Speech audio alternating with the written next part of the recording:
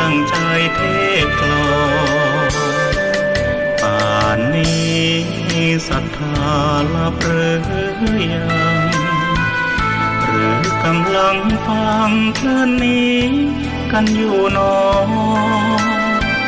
ขอจงตั้งใจฟังให้เพียงพอฟังด้วยหัวใจ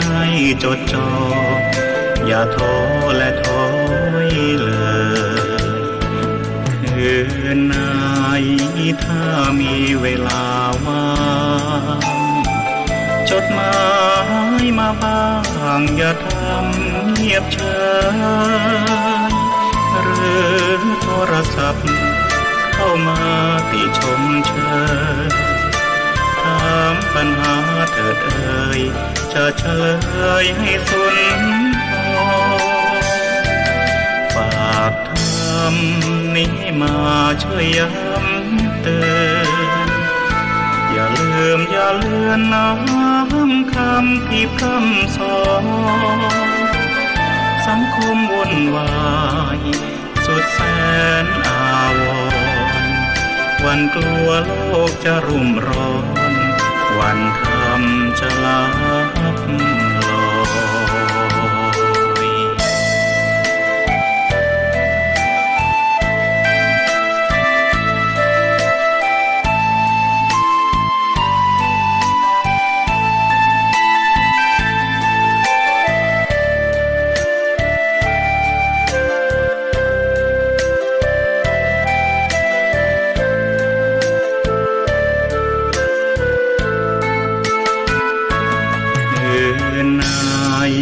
ถ้ามีเวลาว่า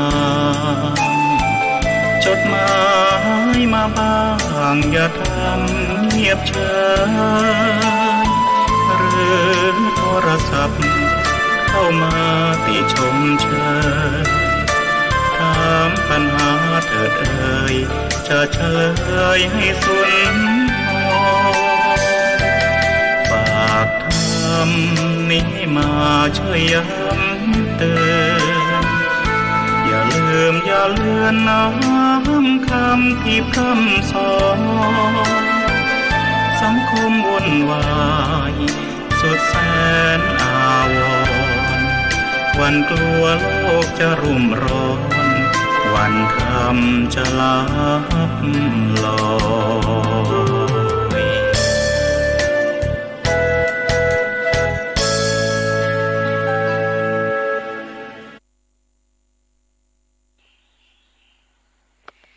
เจริญสุขญาติโยมศรัทธาสาธุชนท่านผู้ฟังทั้งหลายวันนี้รายการธรรมะก่อนนอนก็มาพบกับญาติกับโยมท่านผู้ฟังทั้งหลายอีกเช่นเคยโยมจะอยู่อิริยาบถใดฟังก็ได้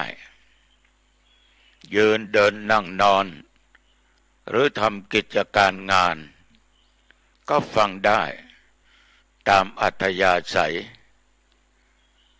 เพราะการฟังของเรานั้นไม่ได้ไปนั่งร่วมหมู่ร่วมคณะในสถานที่เขาต้องจัดเป็นระเบียบเรียบร้อย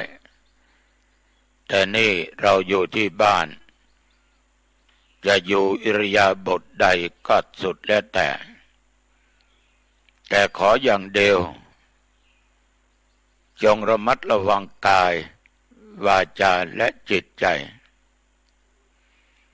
โยมต้องมีสตินะดังเขาว่าสติมาปัญญาเกิดถ้าสติเตลิดก็มักเกิดปัญหา มันก็จริงนะทำงานก็ดีโดยทางกายพูดก็ดีโดยทางวาจาคิดทางใจถ้าเราขาดสตินั้นตัวปัญหามักจะเกิดขึ้นเพราะมันจะผิดพลาดการทำทุกอย่างนั้นก็จะไม่ได้ผลนอกไม่ได้ผลแล้วก็ยังเกิดโทษเกิดความหายนะได้ แต่เวลาเดี๋ยวนี้ญาติโยมฟังตุเจ้าวัดหนองตองนำเอาธรรมะมาพูดให้ฟังในรายการธรรมะก่อนนอนก็เข้าใจว่าญาติโยมบางท่านบางคนคงจะพักผ่อนอยู่จึงบอกว่าฟังตามอัธยาศัยตามอิริยาบถต่างๆทำงานนั่งฟังก็ได้เดินก็ได้ยืนก็ได้นอนก็ยังได้แต่ถ้านอนมันจะหลับก็ปล่อยมันหลับไปไม่ต้องคิดอะไรให้มากโยมทั้งหลายรายการนี้มีเป็นประจำทุกวันอังคารตั้งแต่เวลาเดี๋ยวนี้เป็นต้นไป1 ชั่วโมงโดยประมาณณทางสถานีวิทยุศูนย์การเผยแผ่ธรรมคลื่น 104.50 ของวัดฝายหินอำเภอเมืองจังหวัดเชียงใหม่ในเขตของมหาลัยเชียงใหม่ตัวเจ้าวัดหนองตองมาพบกับญาติกับโยมเป็นประจำตามวันเวลาดังกล่าวโยมท่านผู้ฟังระยะนี้อากาศมีการเปลี่ยนแปลงอยู่ตลอดเวลาร้อนก็ร้อนมากๆร้อนจัดก็ดีก็ยังมีอยู่หลายแห่งหลายที่บางแห่งบางที่กลางคืนมาอากาศเย็นบางที่ฝนตกหนักบ้างเบาบ้างแต่ละภาคของประเทศไทยเราบางแห่งก็เกิดน้ำท่วมอุทกภัยทำให้พี่น้องประชาชนทั้งหลายได้รับความเดือดร้อนเสียข้าวเสียของบางครั้งก็เสียสัตว์บางทีลูกเต้าญาติพี่น้องก็ต้องเสียไปถ้าเจอน้ำทะลักมาอย่างรุนแรงโดยไม่ทันรู้ตัวบางที่ก็แห้งแล้งจะทำไร่ทำนาทำสวนก็ไม่มีน้ำขาดแคลนญาติโยมเรื่องเหล่านี้มันเป็นภัยธรรมชาติที่เราทั้งหลายไม่สามารถจะไปกำหนดกฎเกณฑ์มันได้เพราะมันเป็นเรื่องของธรรมชาติมันห้ามไม่ได้หยุดไม่ได้บรรเทาได้บางสิ่งบางอย่างเท่านั้นเองฝนมันตกเราก็หลบเข้าอยู่บ้านที่มุงที่บังอันดีถ้ามันตกมากน้ำป่าทะลักลงมาก็อันตรายถึงแก่ชีวิตและจึงบอกว่าเราก็ต้องอยู่ตามธรรมชาติแต่ต้องคอยระมัดระวังต้องมีสติสัมปชัญญะอยู่ตลอดเวลาไม่ตั้งอยู่ในความประมาทการปฏิบัติธรรมก็ตามญาติโยมเราต้องการพ้นจากความทุกข์ความจนส่วนมากการปฏิบัติธรรมเพื่อให้พ้นจากความทุกข์ทางใจและทางกายญาติโยมบางคนมีความทุกข์ทางกายมากเพราะต้องดิ้นรนเสาะหาแสวงหาปัจจัยเงินทองสิ่งของมาใช้จ่ายมาบำรุงบำเรอในการอยู่กับครอบครัวกับสังคมเพราะเราต้องใช้จ่ายกันต้องกินกันต้องนุ่งห่มกันต้องทำโน่นทำนี่กันอยู่ตลอดเวลาฉะนั้นมันก็เกิดการเสาะแสวงหาเป็นความทุกข์ทางกายบางคนก็ทุกข์ใจทุกข์เพราะเป็นหนี้เป็นสินไม่พอกินพอใช้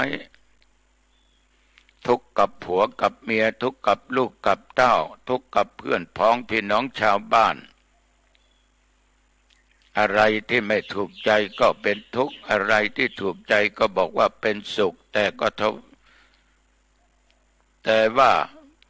มันก็แฝงไปด้วยแห่งความทุกข์มันไม่ใช่สุขที่แท้จริงเราจะเดินทางให้พ้นทุกข์ในอังคารที่แล้วตุเจ้าได้บอกว่าต้องเดินไปตามทางมรรคมีองค์8คือหนทาง8เส้น8สายที่พี่น้องญาติโยมจะต้องเดินทางเส้นนี้ความทุกข์ดับได้เพราะตัณหาหมดไปทุกข์ก็หมดไปสมุทัยคือดับทุกข์นิโรธไม่ใช่ดับตัณหาเพราะตัณหามันดับไปแล้วมุ่งสู่พระนิพพานอย่างเดียวแต่ทุกอย่างมันจะเกิดขึ้นได้ต้องปฏิบัติไปตามทางแห่งการปฏิบัติคราวที่แล้วได้พูดถึงสัมมาทิฏฐิปัญญาอันเห็นชอบก็คือเห็นอริยสัจสี่ทุกข์สมุทัยนิโรธและมรรคสัมมาสังกัปปะดำริชอบคือการดำริออกจากกามดำริในอันไม่พยาบาทดำริในอันไม่ไปเบียดเบียนใครมาถึงข้อสัมมาวาจาคือเจรจาชอบไม่พูดคำหยาบไม่พูดเพ้อเจ้อไม่พูดส่อเสียดไม่พูดเท็จเหล่านี้เป็นต้น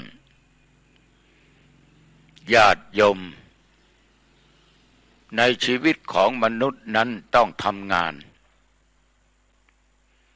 ไม่ว่าโยมและอาตมภาพแต่ใครจะประกอบการงานชนิดไหนชนิดใดนั้น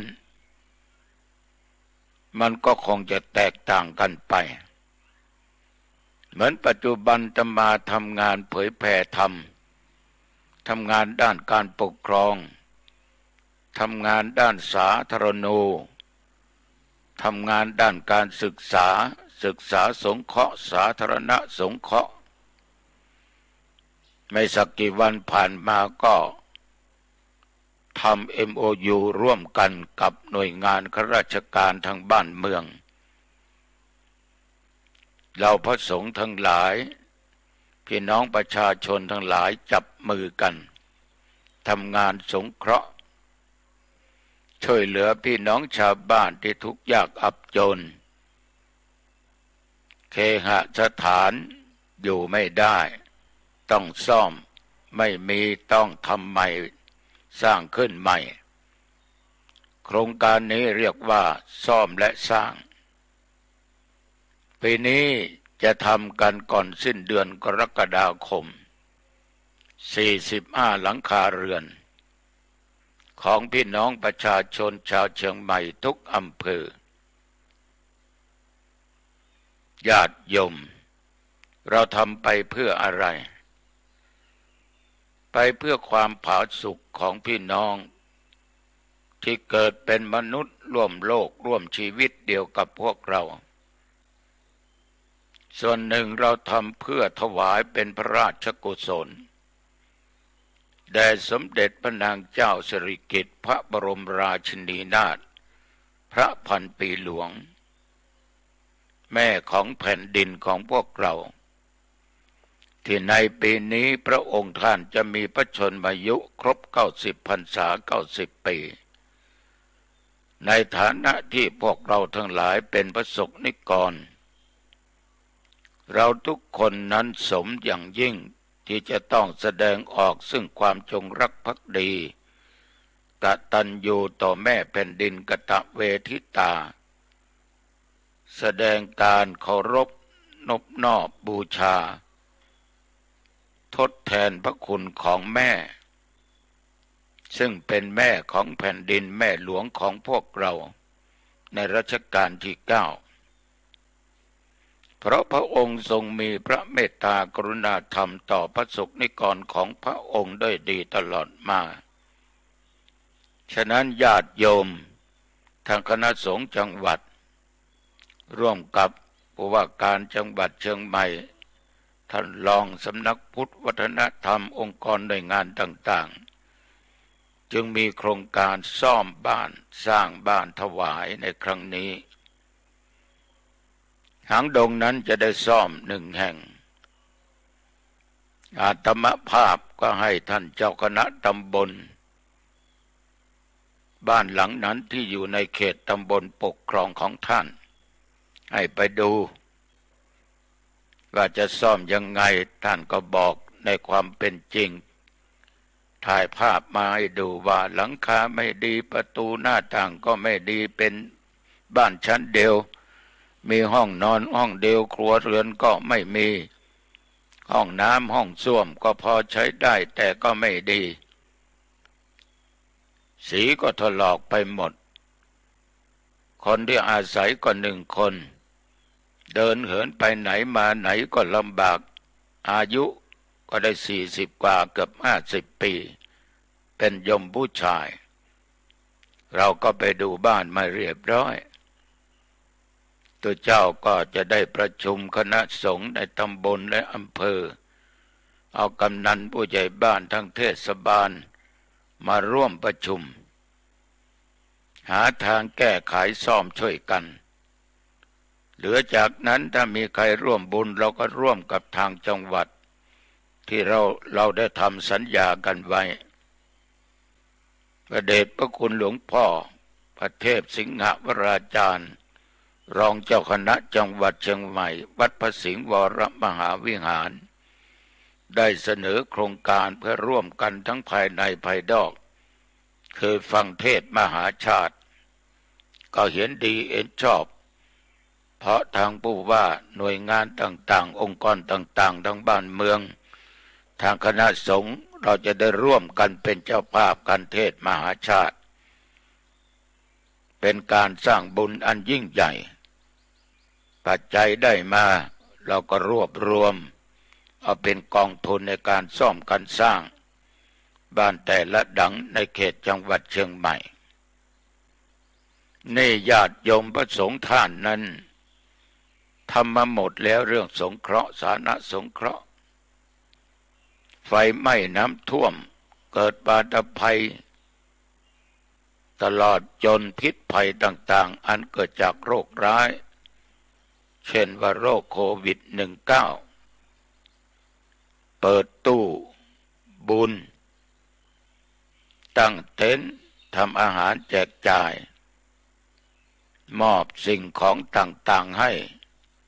เลี้ยงข้าวกล่องตามโรงพยาบาลตามการงานต่างๆตามหมู่บ้านต่างๆพระสงฆ์เราในจังหวัดเชียงใหม่และทุกรูปไม่ได้นิ่งดูดายสิ่งเหล่านี้เราทำมากันตั้งนานไม่ใช่ทำเพียงปี2 ปี3 ปีเราทำกันมาฉะนั้นเราต้องทำกันได้อย่างไรก็ตามญาติโยมท่านผู้ฟังการทำอะไรเป็นสิ่งดีเป็นกุศลกรรมมันก็เป็นสิ่งที่ดีต่อบุคคลทำและผู้รับอย่างหัวข้อธรรมที่ว่าสัมมากัมมันตะทำการงานชอบก็หมายความว่าเราทำการทำงานเหล่านี้เว้นจากการทุจริตเราไม่ประกอบในทางทุจริตเราทำสุจริตในทางกายของเราคือไม่ฆ่าสัตว์ตัดชีวิตไม่ลักขโมยไม่โลภเอาสิ่งของคนอื่นที่มีเจ้าของไม่ว่าที่ดินที่อาศัยปัจจัยเครื่องใช้ต่างๆที่เจ้าของเขาไม่ได้ให้เราก็ไม่เอามาแล้วเราก็ไม่ประพฤติผิดในกามทั้งหลายพูดง่ายๆตั้งอยู่ในศีล 5ตั้งแต่ข้อปนาอาทินนากาเมเป็นต้นไปคณะสงฆ์ร่วมกับหน่วยงานราชการทำครั้งนี้ไม่ได้ไปเบียดบังใคร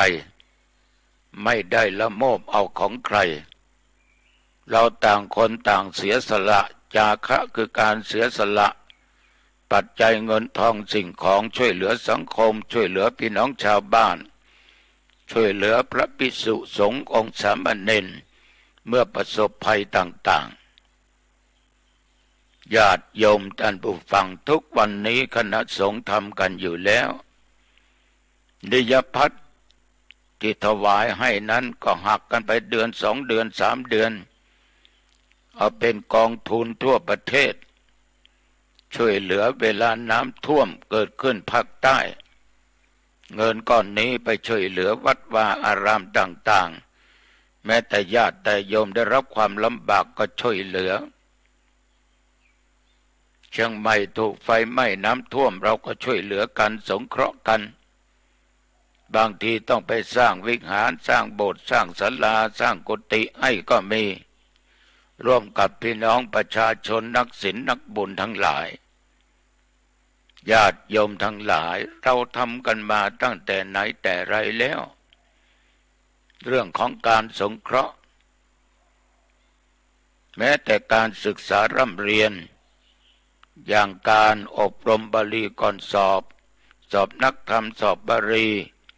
คณะสงฆ์จังหวัดเชียงใหม่ลำพูนแม่ฮ่องสอนก็ต้องเสียสละปัจจัยตั้งเป็นกองทุนอบรมบาลีก่อนสอบค่าสอบนักธรรมสอบบาลีเราช่วยกันมาทั่วประเทศเราช่วยกันมาเราทำอย่างนี้มาตลอดพ่อแม่พี่น้องญาติโยมบางท่านไม่รู้ไม่เห็นก็บอกว่าพระสงฆ์เนี่ยอยู่เพียงแต่จะรับทานอย่างเดียวฉันแล้วก็นอนแล้วก็ฉันกิจการงานอะไรไม่ทำท่านทำทุกสิ่งทุกอย่างบอกให้นะญาติโยมทั้งหลายการสงเคราะห์เราเคยทำมาตั้งนานนอกจากนั้นกรณีพิเศษคณะสงฆ์ทุกอำเภอนี่น้ำท่วมที่โน่นไฟไหม้ที่นี่ของญาติของโยมแต่ละอำเภอแต่ละตำบลก็ช่วยกันบรรเทาทุกข์หาเครื่องอุปโภคบริโภคไปช่วยเหลือเข้าสุขเข้าสารอาหารการกินปัจจัยเงินทองสิ่งของต่างๆพัดลมโต๊ะต่างมานั่งแม้แต่ซ่อมบ้านก็ไปซ่อมให้สร้างใหม่ก็สร้างให้ทำมาตั้งนานแต่ญาติโยมไม่ค่อยเห็นกันเพราะไม่สนใจบางครั้งก็ยังประกาศให้ญาติโยมช่วยทำบุญในงานสงเคราะห์ครั้งนี้อย่างคณะสงฆ์จังหวัดเชียงใหม่น้ำท่วมภาคกลางเราก็ขนครัวต่างๆปัจจัยลงไปช่วยลุยน้ำไปช่วยคณะสงฆ์ทำมาแล้วญาติโยมโดยไม่ต้อง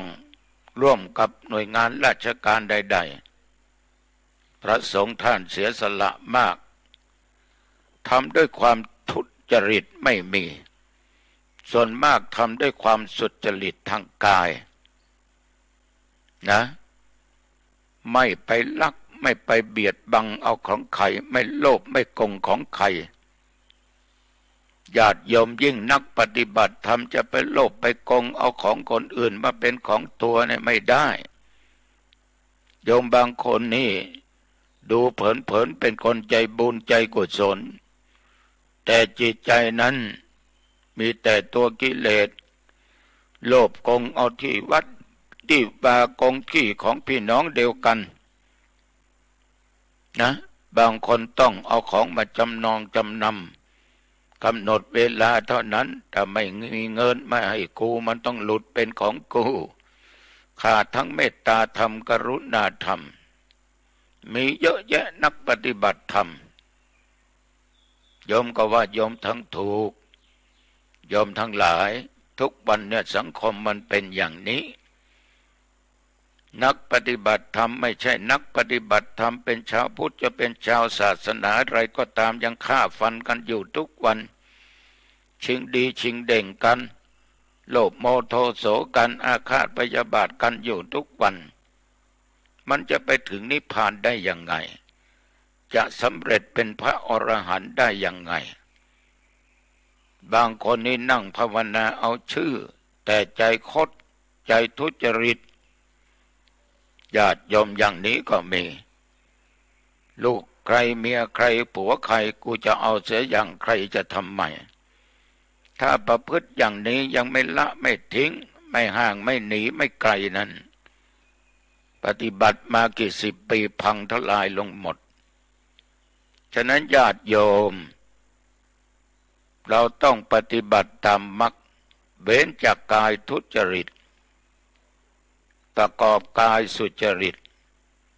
ไม่ลักไม่ฆ่าไม่ประพฤติผิดในกามเหล่านี้เป็นต้นสัมมาอาชีวะหาเลี้ยงชีพโดยชอบเว้นจากการเลี้ยงชีพในการที่ผิดตามทำนองครองธรรมที่ผิดกฎหมายมนุษย์เกิดมาต้องประกอบอาชีพ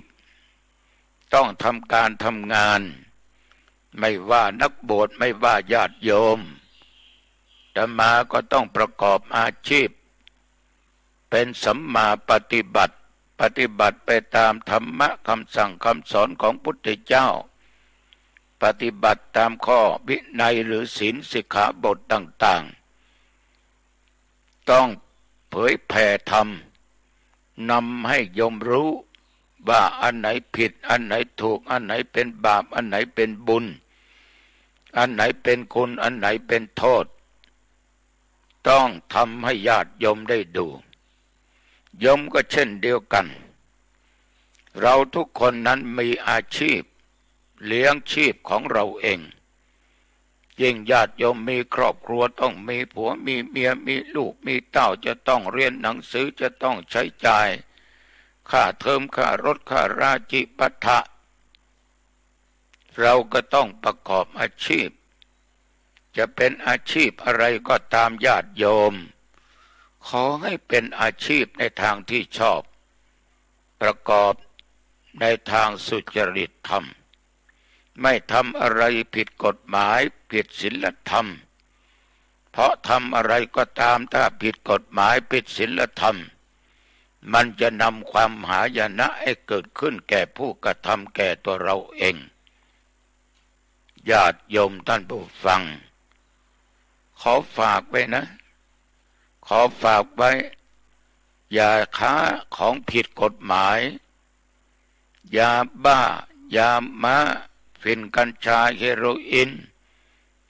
ค้าสุราเมรัยค้าของหนีภาษีค้าอาวุธสงครามค้ายาพิษค้ามนุษย์เอาไปเป็นโสเภณีเหล่านี้เป็นต้นนักปฏิบัติอย่าทำในสิ่งเหล่านี้เพราะล้วนแต่เป็นตัวกิเลสเป็นบาปอย่างชะกาจชะกันบางคนปากถือศีลนั่งภาวนาแต่จิตใจนั้นญาติโยมการประกอบอาชีพเบื้องหลังขายยาบ้าค้าของผิดกฎหมาย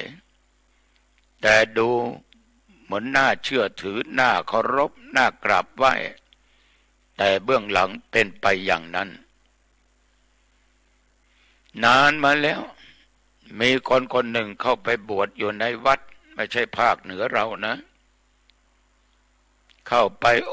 ปฏิบัติอย่างเคร่งครัดถือศีลเจริญเมตตาภาวนาปัจจัยไม่รับนะเคร่งครัดอย่างขนาดจนที่โยมทั้งหลายเห็นแล้วชื่นชอบนอบน้อมสักการะบูชามีอะไรก็ขนไปถวายให้หมดและแม้แต่รถก็ซื้อถวายให้เบื้องหลังความลับแตกค้าอาวุธสงคราม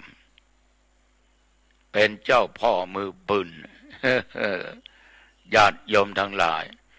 ดูคนอย่าดูแต่เปลือกนอกอย่าดูแต่ใบหน้าอย่าฟังแต่คำพูดอย่าดูผ้าที่เขา ขอโทษสวมใส่นุ่งห่มบางคนนี่พูดดีพูดหวานเหมือนน้ำตาลเมืองเพชรนะหยดย้อย โยมฟังแล้วชื่นอกชื่นใจแสดงท่าทางสงบเสงี่ยมทั้งกายวาจาด้านจิตใจแต่ส่วนลึกนั้นทำผิดศีลผิดธรรมก็มีฉะนั้นโยมเป็นนักปฏิบัติต้องละเว้นในทางทุจริตให้ประกอบทางสุจริตทำงานสุจริตอาชีพต่างๆนานาอย่าให้ผิดทั้งศีลอย่าให้ผิดทั้งธรรมเว้นการเลี้ยงชีพด้วยการทำผิดทำนองคลองธรรมผิดกฎหมายบ้านเมืองนะสิ่งเหล่านี้ฝากกับญาติกับโยมต่อไปสัมมาวายามะเพียรชอบก็คือพยายามเพียรระวังไม่ให้ความชั่วเกิดขึ้นมาในสันดานของตัวเองเราเรียกตามภาษาพระว่าสังวรประทานบาปก็ดีอะไรก็ดีความชั่วทางกายวาจาใจนั้นอย่าให้เกิดญาติโยมความทุจริตต่างๆอย่าให้เกิดขึ้นมาในจิตสันดานของเราเพราะถ้ามันเกิดแล้วมันจะนำความหายนะให้เกิดขึ้นแก่ตัวเราและนำความเดือดร้อนให้เกิดขึ้นแก่คนอื่นนำความเดือดร้อนให้แก่หมู่สงฆ์เดียวกันไม่ว่าจะเป็นพระไม่ว่าจะเป็นคฤหัสถ์ชาวบ้านต้องพยายามเพียรระวังไม่ความชั่วเกิดขึ้นในสันดานถ้าเกิดขึ้นแล้วหมดท่าหมดทางแล้วต่อไปเพียรละความชั่วที่เกิดขึ้นแล้วในสันดานความชั่วอันใดอกุศลกรรมใดก็ตามที่เป็นสิ่งไม่ดีเกิดขึ้นทางกายทางวาจาทางด้านจิตใจโยมมีแต่โลภมีแต่โกรธมีแต่หลงวาจามีแต่พูดเท็จส่อเสียดยุยงยุแย่กล่าวคำหยาบบ้างพูดเพ้อเจ้อบ้างไม่มีเหตุไม่มีผลยกตนข่มท่านบ้างเสียดสีท่านบ้างนั่นเป็นความชั่วทางวาจาทางกายยังฆ่าสัตว์ตัดชีวิตข่มเหงทรมานทรกรรมสัตว์อยู่ไม่ว่าสัตว์เดรัจฉานและมนุษย์ยังฆ่าอยู่เหล่านี้เป็นต้นยังประพฤติผิดในกามในผัวในเมียคนอื่นอยู่สิ่งเหล่านี้ญาติโยมมันเป็นความชั่วช้าสามานเป็นความชั่วที่เกิดขึ้นแล้วทำตัวเองเดือดร้อนคนอื่นเดือดร้อนต้องพยายามละมันให้ได้ปหานะประทานเพียรละความชั่วเหล่านั้นปหาให้มันออกไปมันเป็นนักโทษที่มีโทษมากถ้ามีในจิตในใจคนไหนคนใดความชั่วนี้ไม่ว่าจะเป็นพระเป็นคฤหัสถ์ชาวบ้านไม่มีทางที่จะบรรลุถึงนิพพานได้ญาติโยมอีกประการหนึ่งญาติโยมทั้งหลายเพียรพยายามบำเพ็ญคุณงามความดีให้เกิดขึ้นสิ่งไหนที่มันไม่ดีพยายามละทิ้งและประกอบความดีเช่นว่าญาติโยมไม่เคยฟังเทศน์ฟังธรรมก็ฟังเทศน์ฟังธรรมไม่เคยรักษาศีลก็ต้องรักษาศีลไม่ว่าจะเป็นศีล5ศีล8หรืออุโบสถศีลไม่เคยทำบุญสุนทานก็ให้บุญให้ทานให้การสงเคราะห์ช่วยเหลือเพื่อนมนุษย์ด้วยกัน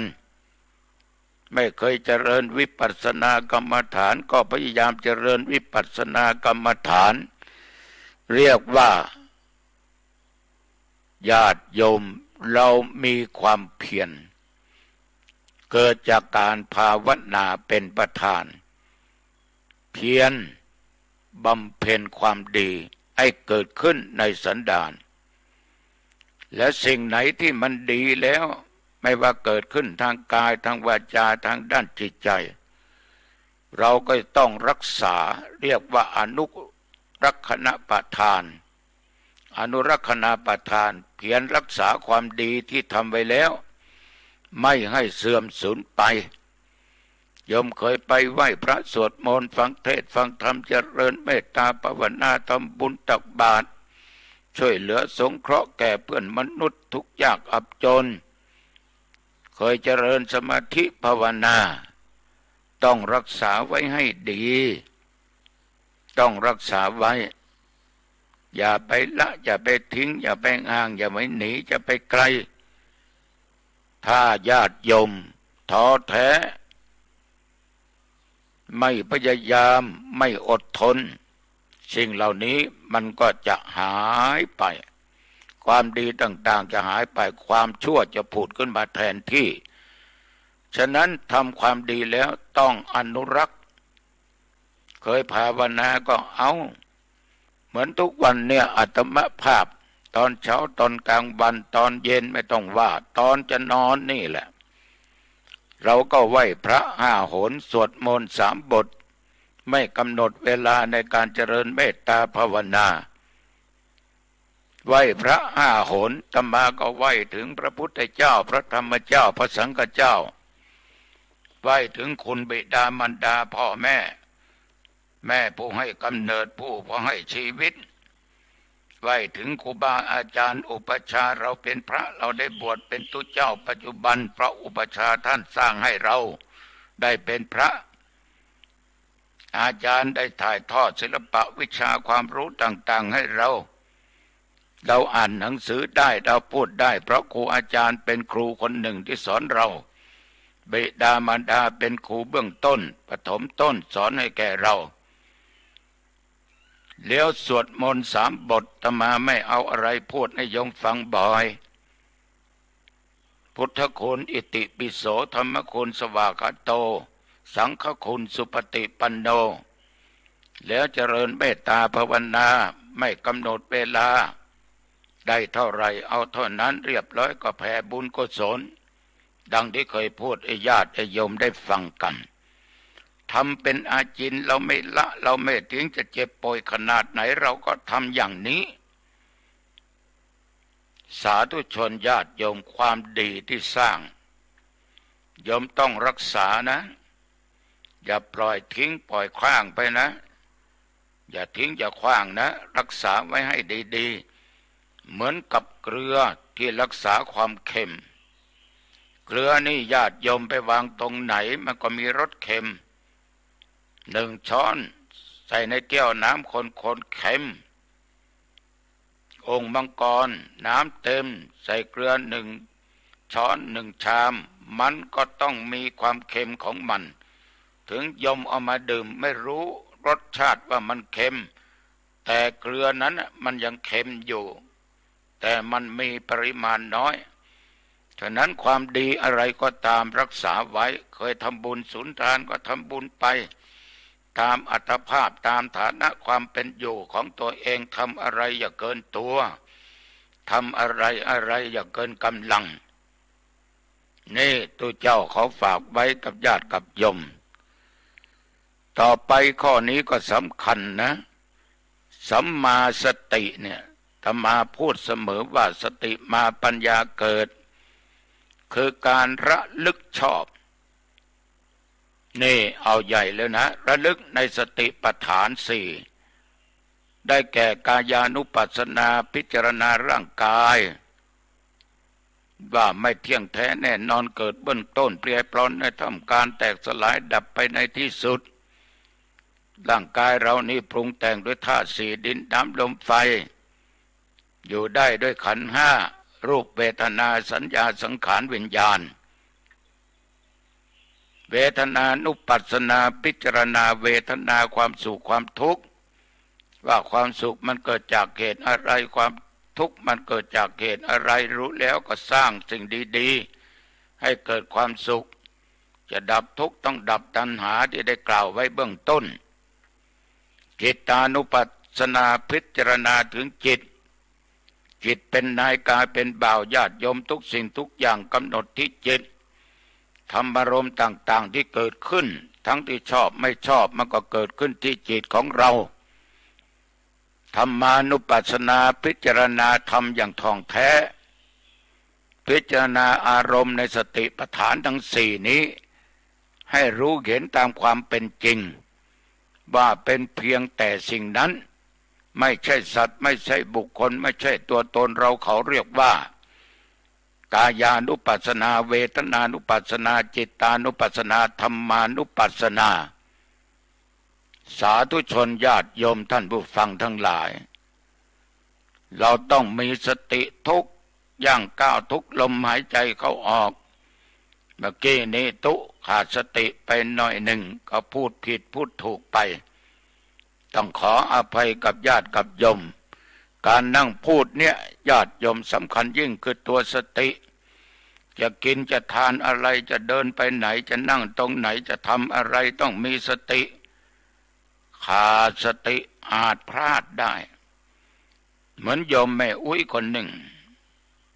จะเข้าห้องน้ำก็บอกว่าเดินได้สบายมากไม่มีปัญหาเดินได้แล้วก็84แล้วนะโยมนะเดินเข้าไปก็ย่อก้นลงไปจะนั่งชะโครกเท่านั้นญาติโยมมันดันไปเหยียบใส่ของที่ตกหล่นมันลื่นก้อนนั้นจ้ำม่ำลงกับพื้นไม่ลงที่ชะโครกเลยต้องทำให้ดุแตกดุร้าวต้องเจ็บป่วยนอนรักษาตัวอยู่โรงพยาบาลเพราะนั้นขาดสติแม้แต่อาตมาภาพหลายปีก่อนเคยก้นจ้ำบ่ำเพราะขาดสติฉะนั้นสาธุชนญาติโยมสติเนี่ยเป็นตัวสำคัญต้องมีอยู่ในจิตในใจตลอดเคยบอกว่าจิตเป็นนายกายเป็นบ่าวจิตสั่งยังไงกายก็ทำอย่างนั้นบอกให้ลักมันก็ลักบอกให้ฆ่ามันก็ฆ่าบอกให้มันพูดเท็จมันก็พูดเท็จให้ด่ามันก็ด่าให้ประพฤติผิดในกามมันก็ทำฉะนั้นต้องระวังจิตระวังอารมณ์ต่างๆที่เกิดขึ้นทางจิตทั้งที่ชอบและไม่ชอบในมรรคมีองค์8สัมมาสมาธิตั้งใจไว้โดยชอบคือเจริญฌานทั้งสี่ตั้งแต่ปฐมฌานทุติยฌานตติยฌานและจตุตฌานอันเป็นฌานที่สี่ในการที่เจริญสมาธิภาวนาญาติโยมปฐมฌานประกอบด้วยอะไรบ้างทุติยฌานประกอบด้วยอะไรบ้างละอะไรบ้างตติตลอดจนถึงจตุตฌานมันคงเหลืออะไรไว้บ้างนะต้องใช้สติปัญญาพิจารณามรรคคือหนทางความดับทุกข์ทางไปถึงพระนิพพานทางสายกลางเส้นนี้เป็นทางอันประเสริฐฉะนั้นญาติโยมเราเรียกตามภาษาพระว่ามัชฌิมาปฏิปทาคือทางสายกลางทั้ง8ข้อถ้าจะย่นย่อลงในไตรสิกขา3สัมมาทิฏฐิสัมมาสังกัปปะ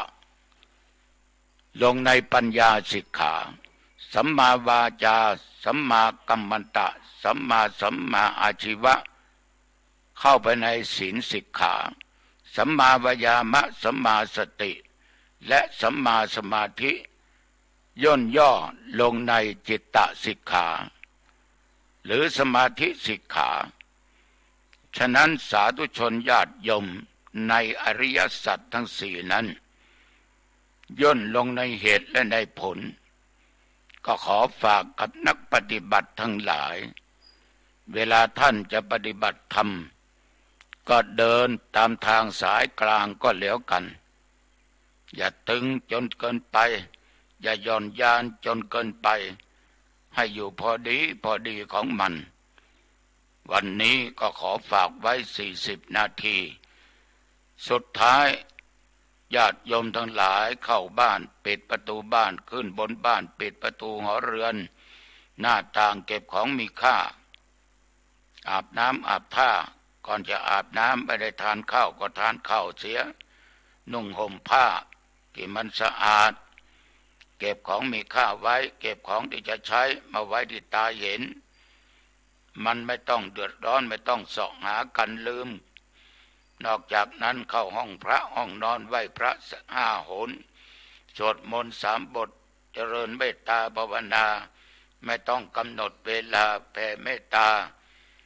ทั้งให้แก่สรรพสัตว์ผู้มีพระคุณเทวบุตรเทวดาเจ้ากรรมนายเวรและแผ่เมตตาแก่ตัวเองญาติโยมก็จะนอนเป็นสุขตื่นมาก็เป็นสุขสดชื่นตลอดวันอายุวันโนสุขังพลังพบกันใหม่อังคารหน้าต่อไปเจริญพร